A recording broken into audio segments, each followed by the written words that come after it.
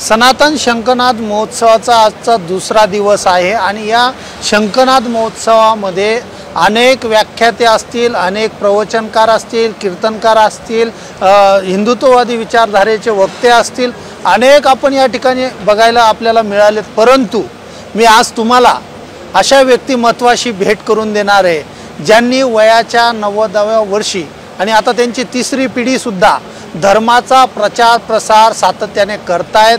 धर्माचा प्रचार प्रसार भारतातच नव्हे तर देश विदेशामध्ये सुद्धा ज्यांनी पोचवले ते आदरणीय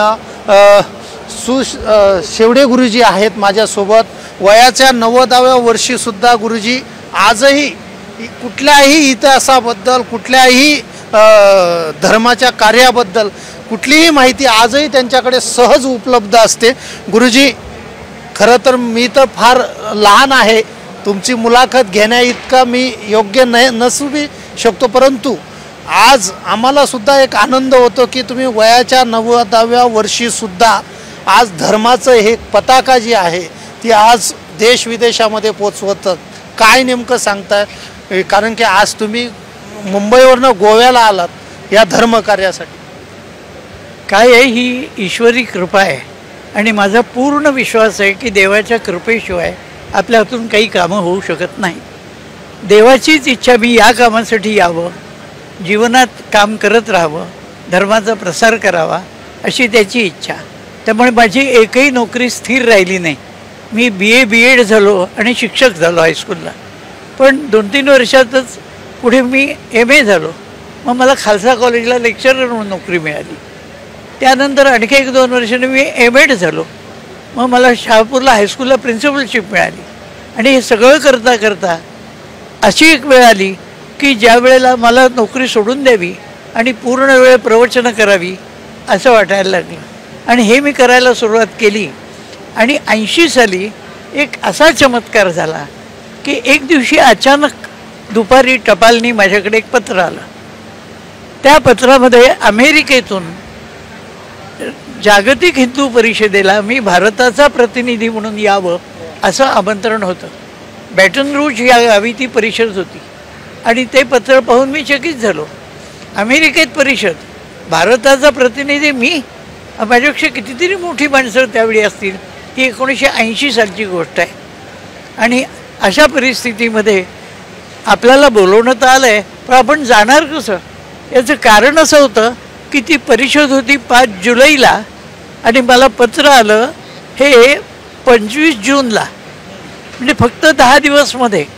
आता हे 10 दिवसमध्ये असल्यानंतर मी कसं जाणार? बरं, पासपोर्टलाच 2-2 महिने लागतात म्हणतात, मग काय करावं? तेव्हा जाण्यात काही अर्थ नाही असं पण माझ्या घरची माणसं म्हणाली त्यांना बोलवायचंच होतं, तर त्यांनी अधिकाने आमंत्रण केलं। म्हटलं आता हा विषय आपण बोलून काही उपयोग नाही, आपल्या हातात आज आमंत्रण आलं आहे ना, आपण काय करायचं? पण मी आपल्याला सांगतो, मी दैववादी आहे, त्यामुळे मला आमंत्रण आलं आहे तर न जाणं देवाची इच्छा मी यावं अशी असेल तर मग मीच पासपोर्टच मिळणार नाही असं म्हणून घरी बसणं योग्य नाही। त्यावेळी मी स्कूटर वापरत असे। लगेच मी स्कूटर काढली, थेट पासपोर्ट ऑफिसरकडे गेलो आणि त्यांच्या ऑफिसमध्ये जाऊन जे प्रमुख पासपोर्ट ऑफिसर त्यांच्या कॅबिनमध्ये सरळ घुसलो आणि घाई अशी झाली होती की आता काय, आत गेल्याबरोबर ते what are you doing, why have you entered like that करून ओरडले माझ्यावर। तसं म्हटलं, sir I got very urgent work, what is that? गेलो त्यांच्याजवळ, त्यांना दाखवलं हे बघा पत्र। आणि ते म्हणजे पाश्चात्य पद्धतीचं प्रिंटेड पत्र ते बघितल्यानंतर त्यांनी ते उघडून बघितलं आणि तेच असे झाले। त्यांना एकदम कौतुक वाटलं की जागतिक परिषदेमध्ये भारताचा प्रतिनिधी म्हणून बोलवलेला हा माणूस आहे, म्हणजे काहीतरी याची योग्यता असेल की नाही। तेव्हा त्यांनी म्हणजे okay then what is the problem? म्हटलं, sir excuse me, you are the problem. ते मला म्हणाले मी? म्हटलं, sir can I get passport, otherwise how can I go? तर म्हटलं, I will give you tomorrow. आता तुम्हाला सांगतो, त्यांचं नाव कुर्तडकर, ते मूळचे गोव्याचेच। हां, आता हा योग आहे, आता मला मागून मिळालेली माहिती आहे, पण ते मला म्हणाले की काही प्रॉब्लेम नाही, मी तुम्हाला उद्या पासपोर्ट देतो, तुम्ही जाणार का? म्हटलं, सर पासपोर्टचा प्रॉब्लेम, पुढे पैसे कसे करायचे उभे हा पुन्हा प्रॉब्लेम आहेच, पण होईल काहीतरी. इथून सुरुवात झाली म्हणजे ठीक आहे म्हणे. मग त्यांनी फॉर्म मागवून दिला, हा फॉर्म घेऊन जा, घरी बसा, रात्री लिहून काढा संबंध फॉर्म, आणि रात्री 9 नंतर BIRCमध्ये अमुक एक ऑफिसर आहेत, त्यांना तुम्ही भेटा 9 नंतर, आणि त्यांची सही घ्या. एक सही क्लास 1 ऑफिसरची लागते. मी त्यांना फोन करून सांगतो की तुम्ही सही द्या. आणि म्हटलं काय करू, तर म्हणे उद्या सकाळी 10 वाजता हा फॉर्म घेऊन तुम्ही माझ्याकडे या. बरं म्हटलं. त्याप्रमाणे 10 वाजता ऑफिस उघडायच्याही आधीच ते येऊन बसले होते. मग त्यांच्याकडे आलो होतो त्यांचा फॉर्म. मला म्हणाले ठीक आहे फॉर्म तुम्ही भरलात, आता तुम्ही दुपारी 3ला या म्हणाले. म्हटलं ठीक आहे. पण त्याच्या आधी म्हणजे जेव्हा मी 3 वाजता गेलो परत, त्यावेळेला त्यांनी तो फॉर्म पाठवून दिलेला होता पुढे, आणि मला म्हणाले तुम्ही 3 वाजता आता पासपोर्ट ऑफिसमध्ये जा. म्हटलं ठीक आहे. मग पासपोर्ट ऑफिसला गेलो 3 वाजता.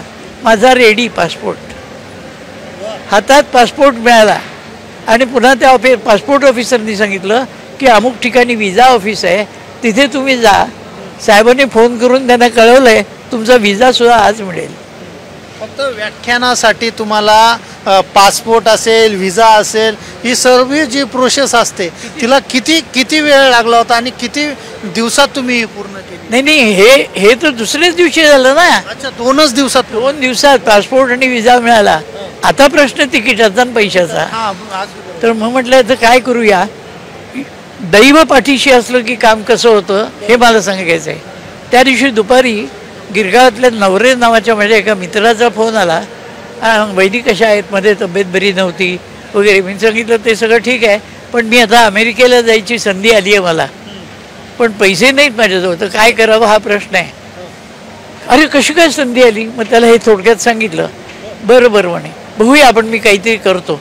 आता हा काय करणार, याला 80 रुपये पगार होता, एका छोट्या दुकानात तो नोकरीला होता. हा काय करणार? पण मला तो म्हणाला मी काहीतरी करतो. म्हटलं ठीक आहे. आणि दुपारी फोन आला त्याचा की मी कोपरकर भावांना फोन केला आहे आणि त्यांना सांगितलं की सुरेशला अमेरिकेत जायचा योग येतो आहे, आणि तो तिकडे जाऊन नंतर मग राहीलसुद्धा, प्रवचनही करील, कीर्तनही करील. तर बुवा म्हणाले मग पैशाची अडचण असेल तर मी देतो.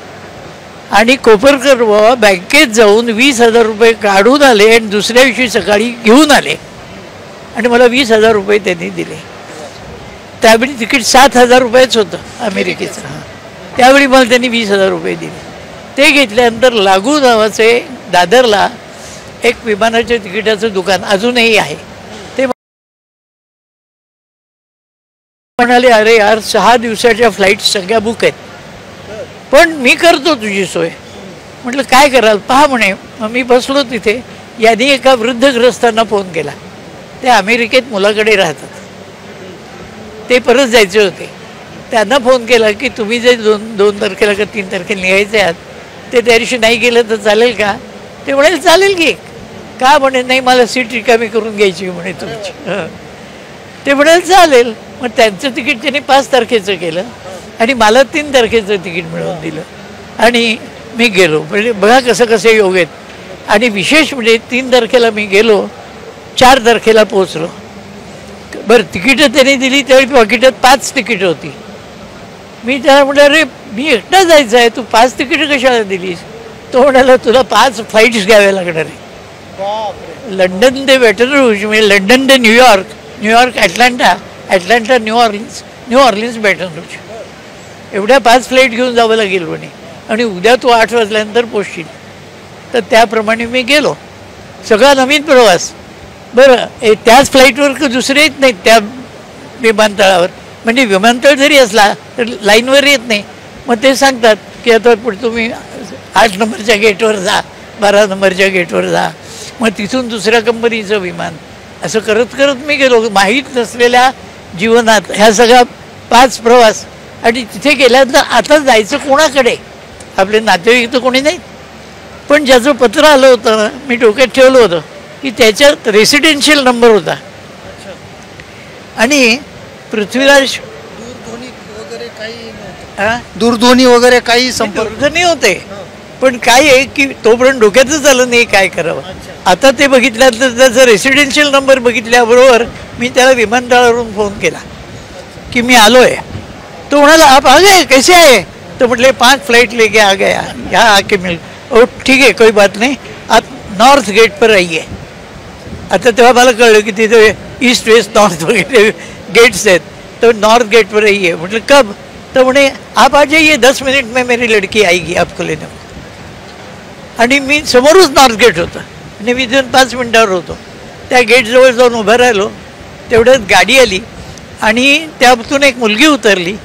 तिने माझ्या पायाला हात लावून नमस्कार केला. माझी बॅग उचलली गाडीच्या डिक्कीमध्ये ठेवली आणि मला हात धरून गाडीत बसवलं. तर तिने सांगितलं मैं पृथ्वीराज साहेब से आई हूँ I have come from name म्हणे. ओके म्हटलं आणि तिने घरी नेलं. मग त्यांनी मला सांगितलं की तुम्ही आलायत पण तुम्हाला कुठे राहायला आवडेल. म्हणजे व्हेज नॉनव्हेज किंवा या दृष्टीने हॉटेल फॅमिली. तर म्हटलं मला फॅमिलीत राहायला आवडेल आणि तिथं स्ट्रिक्टली व्हेजिटेरियन फॅमिली पाहिजे आहे म्हणे. आपल्याकडे काही लोकांनी नाव नोंदवलं आहे. तसे एक महेश दबे म्हणून होता ब्राह्मण. त्यांनी नाव नोंदवलं की असा कोणी एखादा जर आला प्युअर व्हेज तर त्याला माझ्याकडे पाठवा. ती पण सोय झाली बघा. एकामागे एक सोयी कशा झाल्या. आणि त्याच्याकडे गेलो. आता ही 5 तारखेला ती कॉन्फरन्स आहे. 3 तारखेला दुपारनंतर मी पोहोचलो आहे. 4 तारखेचा दिवस फक्त मध्ये गेला आणि 5 तारखेला त्या कॉन्फरन्सला आम्ही गेलो. आणि ज्यावेळी मी त्या कॉन्फरन्सच्या हॉलवर पोहोचलो त्यावेळी ती सुरू व्हायला जेमतेम 10 मिनटं होती. आता गंमत पहा. आतमध्ये गेल्यानंतर स्टेजवर मला नेलं त्यांनी. पण स्टेजवर 3 रंगांमध्ये बसलेले वक्ते होते बसलेले. एकेका रांगेत 9 जण होते. पहिली 2 रांगा भरलेल्या होत्या. तिसरी रिकामी होती. पण दुसऱ्या रांगेत एक मध्ये जागा होती. आणि मी बघितलं त्या लोकांकडे. आपल्या हिंदू कॉन्फरन्समध्ये आलेले वक्ते सगळे सूटबूटमध्ये होते आणि मी एकच धोतर अंगरखा टोपी घातलेला. तर मी ते बघितलं तसं आणि त्या जागेवर जाऊन बसलो. तर मला एकाने सांगितलं दिस इज स्पीकर सीट. म्हटलं आय एम ए स्पीकर.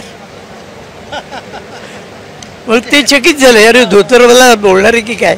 आणि 2 संन्यासी होते तुमच्यासारखे भगवे घातलेले. हां मी बसलो तिथे. माझा 9वा नंबर लागला. प्रत्येकाला 12 मिनटं दिली होती. तर माझा ज्यावेळी नंबर लागला त्यावेळी मी पाहत होतो की आता आपल्याला इम्प्रेशन मारलं पाहिजे. मग आधीच्यांची व्याख्यानं मी ऐकली होती. ती ऐकल्यामुळे मला लक्षात आलं की काय पॉईंट कसा घ्यायचा. मी उभा राहिल्याबरोबर सुरुवात केली. Ladies and gentlemen, I have come here to speak on Hindu Dharma, and let me tell you at the outset, Hindu is only Dharma and all others are religions. There is no other word for Dharma in English because the British people do not know what exactly Dharma is. टाळ्यांचा कडकडाट. तुम्हाला सांगतो 5 मिनिटात 10 वेळा टाळ्या वाजल्या. आणि जे जोरदार हे घेतलं त्याच्यात की धर्म धर्म धर्म म्हणजे काय. The main difference is Dharma is created by God and religions are created by men. You know who is the creator of Islam. You know his name. You know who is the creator of Christianity. You know his name. But being Hindus, do you know who is the creator of Hindu Dharma? सगळे बघत राहिले. No, because Hindu is Dharma and Dharma is created by God. आणि मग मी सुरुवात केली. ए wooden log, लाकडी तुकडा. If he falls in water it will काय म्हणतो आपण. हां. And if it falls in fire it will burn. Here it floats and then it burns. Why? God has told him that being a wooden log, you have to float on water and burn in. This is your dharma. Dharma is created by. So पण ते बोलता बोलता मी सांगितलं की गाय कधी रेड्याकडे पाहत नाही. हां. तसं सगळ्या वस्तू ज्या ईश्वरांनी निर्माण केल्या त्या ईश्वरांनी हे विश्व धर्मासहच उत्पन्न केलेलं आहे. तसं माणसांनी सुद्धा कोणत्या माणसांनी कसं वागावं हे सुद्धा धर्माने सांगितलं आहे. आणि त्याप्रमाणे त्या कार्याच्या व्यवस्थेसाठी वर्ण निर्माण झालेले आहेत. आतापर्यंत तुम्ही असं आता वय तुमचं 90 चालू आहे आणि आतापर्यंत असे तुम्ही धर्मासाठी किती असे व्याख्याने तुम्ही विदेशामध्ये केले आणि राज्यामध्ये? नाही, अमेरिकेत 550 केली, अच्छा. 85 शहरात, आणि आपल्या देशात वगैरे, आणि आणखी 17 देशात युरोपच्या मी फिरलो आहे. पण सगळीकडे मिळून जवळजवळ 13,500 कार्यक्रम झाले माझे. 13,500 कार्यक्रमाचं म्हणजे प्रवचन, एक व्याख्यान. रेकॉर्डच तुम्ही प्रवचन आणि आहे, व्याख्यान तसंच तर फक्त धर्म कार्यासाठी. 76 साली मी नोकरी सोडली.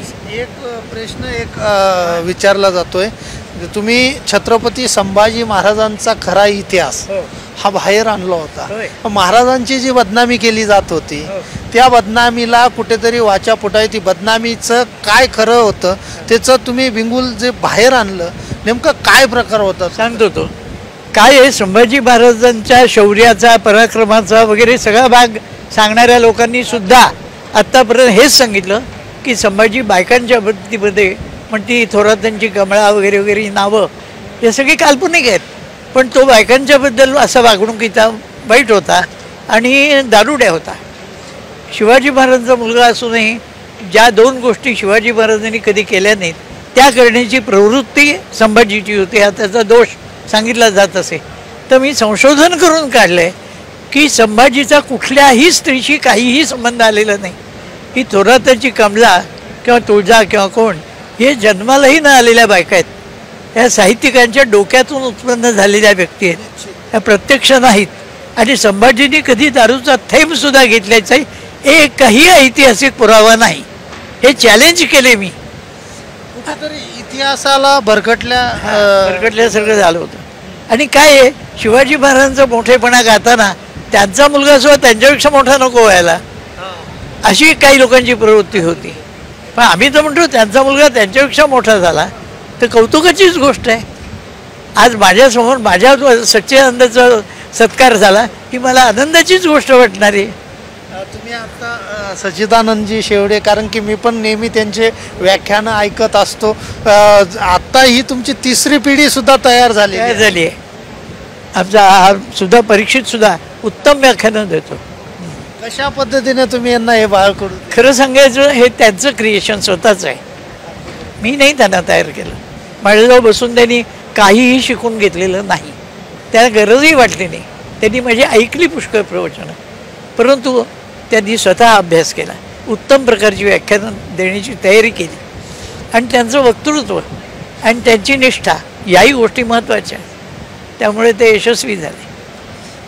वय बघता आजही तुम्ही इतकं म्हणजे इतिहास सांगतात, कुठलीही चुकी न होता. कारण की परंतु मला तुम्हाला एक प्रश्न विचारायचा आहे की अनेक असे व्याख्याते आता देशभरामध्ये व्याख्यानं करत असतात. यामध्ये काही जे व्याख्यानं आहेत ते कुठेतरी हिंदूंवर थापल्या गेल्यासारखे असे व्याख्यानं करतात. काय नेमकं हा प्रकार असतो? त्याचं मुख्य कारण धर्माचा अभ्यास नाही, हे मुख्य कारण आहे. जे काही आत्तापर्यंत काही आमच्याकडे सुधारक लोकांनी उलट्या सुलट्या गोष्टी मारल्या की आमच्यामध्ये जातीभेद आहेत, आणि सगळे मुसलमान कसे एक आहेत पण आम्ही नाही, कारण आमच्यामध्ये वर्ण आहेत, ब्राह्मण, क्षत्रिय, वैश्य, शूद्र, आणि आम्ही एकमेकाशी वैर करतो, यामुळे आम्ही एक होऊ शकलो नाही. अरे लाखो वर्ष आम्ही एक होतो ना, आणि तेव्हा वर्ण होतेच. मग राम लक्ष्मणांची हनुमंताचं काही वैर नाही झालं काही. याचं कारण आहे हा धर्म वेदांनी निर्माण केलेला आहे. आणि सगळ्यात महत्त्वाची गोष्ट म्हणजे वेद ईश्वरी आहेत, कोणीही माणसांनी लिहिलेला नाही कुठलाही वेद.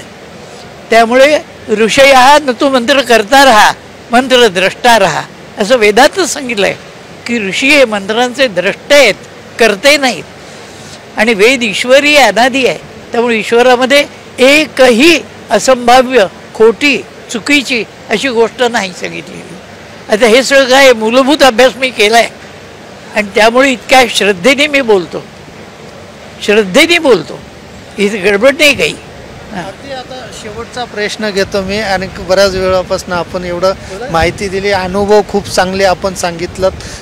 जसं की आज हा सनातन शंखनाथ महोत्सव गेल्या कालपासून चालू झालेला आहे, आजचा 2रा दिवस आहे. सनातन संस्थेला सुद्धा प्रचंड अशा त्यांनी वेठीस धरण्याचा प्रयत्न काही धर्मविरोधांनी केलेला होता. आपण तर साक्षीदारच आहात या सगळ्या गोष्टींचे. नेमकं आता या शंखनाद महोत्सवामधून काय नेमकं तुम्ही युवकांना यामधून संदेश? सगळ्यात पहिली गोष्ट म्हणजे सनातन शब्दाला आम्ही परत मोठं केलं. आमच्याकडे देशामध्ये अशी एक मधल्या काळात स्थिती झाली होती की सनातनी म्हणजे जुनाट बावळट. अहो ते सनातनी आहेत म्हणजे त्यांना काही अक्कलच नाही. जणू काही स्नान संध्या करत जातात, टक्कल करतात, शेंडी ठेवतात आणि सोळं वगैरे पाळतात. हा बावळट पण आहे. माणसांनी सोळं वापरलं की तो काय शुद्ध होतो? नाही वापरलं म्हणजे काय अशुद्ध असतो? असे विचार चर्चेने करून आमच्याकडच्या तथाकथित सुधारकांनी लोकांची बुद्धी बिघडवली. मी ही परमेश्वराची कृपा समजतो की माझी बुद्धी अशी नाही बिघडली. मी MA झालो. माझ्याही कॉलेजच्या शिक्षणामध्ये अहो तुम्हाला गंमत सांगतो, मी BAला असताना माझ्या वर्गात एक गोपू देशपांडे नावाचा विद्यार्थी होता. तो हा सुधारकी पद्धतीचा कम्युनिस्टच विचारांनी. तर त्यानं एक दिवशी वक्तृत्व स्पर्धेमध्ये माझ्याविषयी बोलताना तो म्हणाला, मला इतकं आश्चर्य वाटतं की हा माणूस इतका मूर्ख कसा? हा सनातनी आहे म्हणे. अजून पहा तुम्ही टोपीखाली याच्या शेंडी आहे, अजून असं वागणार आहे, सोळं बांधतो, जातीभेद बांधतो. हे आश्चर्य आहे म्हणे. काय? आणि कॉलेजला मी धोतर नेसून जायचा. तर त्याच्याबद्दल तो बोलला काय, मी सबंध युनिव्हर्सिटीत मी एकच विद्यार्थी फर्स्ट इयरपासून धोतर नेसून कॉलेजला जायचा MA पर्यंत. तर तो म्हणे हे मला एक आश्चर्य वाटतं. आणि त्याच्यानंतर माझा नंबर जेव्हा आला तेव्हा मी पहिल्यांदा बोललो, म्हटलं गोपू देशपांडे हा खूप हुशार विद्यार्थी म्हणून लोक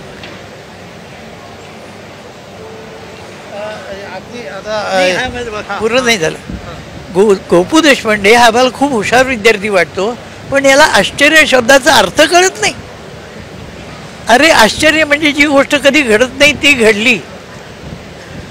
गोपूला विचारतो तुझे बाबा काय नेसत होते? धोतर.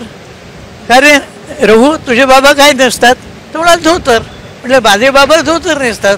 मग आपल्या सगळ्यांचे बाबा धोतर नेसत असून आपण पॅन्टी घालायला लागलो, हा चमत्कार आहे, आश्चर्य आहे का? मी वडिलांसारखाच वागतो, हे आश्चर्य आहे. अगदी शेवटचा प्रश्न, काय नेमकं तुम्ही सकल हिंदू समाजाला संदेश देऊ? पहिली गोष्ट म्हणजे ज्ञान मिळवण्याचं साधन श्रद्धा आहे. श्रद्धेला बाजूला ठेवून ज्ञान कधीही मिळू शकत नाही. आणि हे तुम्हाला जीवनात सुद्धा अनुभवायला येतं. एक साधी गोष्ट, क हे अक्षर असंच काढायचं, ड हे अक्षर असंच काढायचं, ही श्रद्धा ठेवता तेव्हा तुम्ही ती भाषा लिपी पुढेपर्यंत चालते ना. का तुम्ही मी ड असा लिहिणार, मी प असा लिहिणार असं म्हणून चालेल? असं होत नाही. त्यामुळे श्रद्धेने श्रद्धावान लभते ज्ञानम तत्पर संयतेंद्रिय हा ज्ञानम लब्धा पराम शांतीम अचिरेणारी.